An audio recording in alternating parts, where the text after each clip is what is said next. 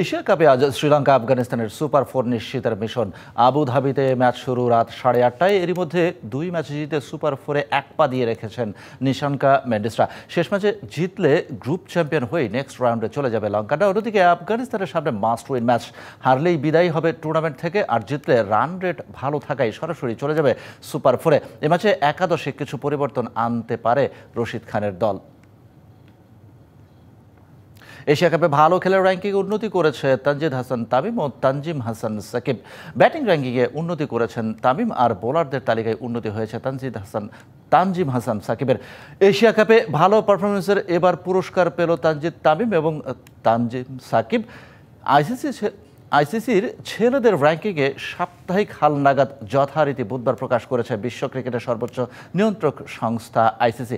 তামিম সাকিব ছাড়াও র্যাঙ্কিংয়ে উন্নতি হয়েছে জাকের আলী অনিকের। এছাড়া পিছিয়েছেন লিটন কুমার দাস, তাসকিন আহমেদরা। আফগানিস্তানের বিপক্ষে গুরুত্বপূর্ণ ম্যাচে 31 বলে 52 রানের ইনিংস খেলে 4 ধাপ এগিয়েছেন তামিম। বর্তমান 566 রেটিং পয়েন্ট নিয়ে 35 নম্বরে অবস্থান করছেন বাংলাদেশের ব্যাটারদের মধ্যে তিনি সবার উপরে। এছাড়া 3 ধাপ এগিয়ে 57 নম্বরে উঠে এসেছেন জাকের আলী অনিক।